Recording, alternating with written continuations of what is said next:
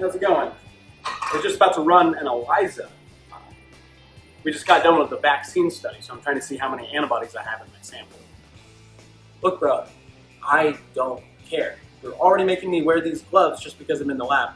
And now I have to wait on you to finish this test? Come on, we have a pool party to go to. Pool party? It's November. What are you talking about? Yeah, exactly. No one else is having a pool party right now, which means untapped market.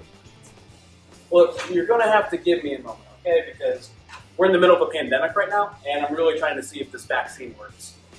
You know, I bet you don't even know what a vaccine is, or even what I'm doing to measure if the vaccine is effective. Bro, why does this even matter? I mean, I'm just getting stuff set up right now to run this test, so if you just want to sit over there and hang out for a little bit, I'd be more than happy to explain what a vaccine is, what are some of the tests the scientists use to test whether a vaccine is effective or not, and as well as talk about some vaccine-related immunological principles like herd immunity.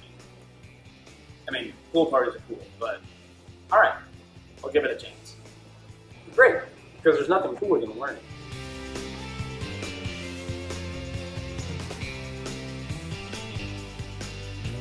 So vaccines are one of the ways that we try to immunize either animals or humans against certain diseases. And the basic idea is that you want to mock the pathogen of interest in order to develop an immune response that elicits protection against that particular pathogen.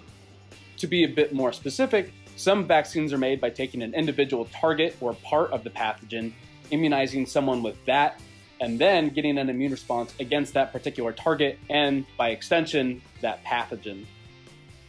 However, some vaccines are developed by taking the entire pathogen, using genetic methods to weaken or attenuate the pathogen to a point to where it can't cause disease in the host, and then immunizing someone with that to elicit an immune response against that particular pathogen.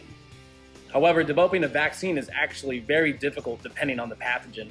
For example, the target that we might be interested in might develop a very poor immune response, meaning that we can't develop memory against that target. Additionally, bacterial and viral pathogens can actually mutate their targets that we might use to vaccinate against them, basically rendering the vaccines useless because they have essentially a new target.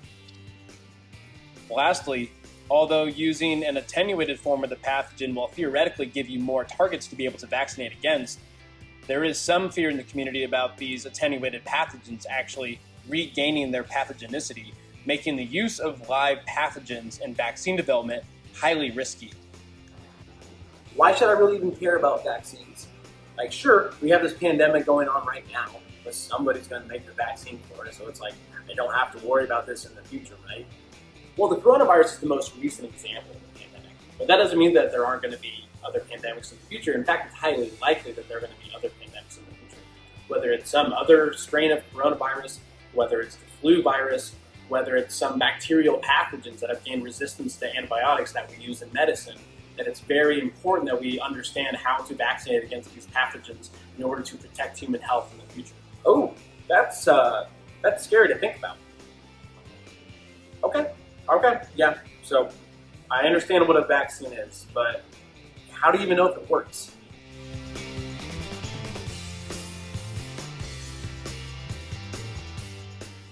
One of the methods we can use to measure whether a vaccine is effective or not is by using a simple assay called ELISA, which stands for Enzyme-Linked Immunosorbent Assay. The way ELISA works is that you take your target of interest, add samples with antibodies on top of your target so that antibodies can bind, and then add a fluorescent probe to bind to those antibodies to then indirectly measure how many antibodies you have. So the brighter the well, the more antibodies you have. In this ELISA demonstration, this plate represents 96 individuals which were given a vaccine, with each well indicating a single individual. As seen here, I am aliquoting liquid which, if antibodies are present, will cause the solution to change color, allowing us to indirectly measure how many antibodies are present in the sample. As you can see, adding the reagent has changed the color of most of the wells, indicating that there isn't in fact an antibody response in response to this vaccine. Now I'd like to draw your attention to the center of the plate, in which we didn't see any color change occur. This represents a population of people that are immunocompromised and don't respond well to vaccination to the point to which they would produce antibodies. This demonstrates an important concept in vaccine development called herd immunity.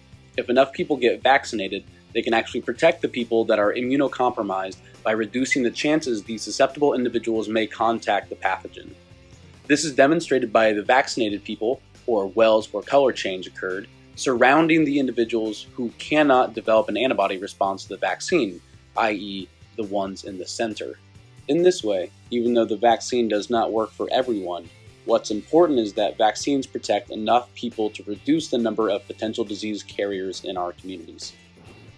So I hope this was really helpful in talking about what a vaccine is, what kind of methods we use to measure how a vaccine is effective or not, and the implications of vaccinating a larger population of individuals. That's not as complicated as what I thought. Vaccines are just a way to prepare the immune response against pathogens. ELISA is used to measure how many antibodies are produced from a vaccine. And herd immunity is just a way for us to be able to protect those who can't respond to a vaccine. Vaccines are pretty rad.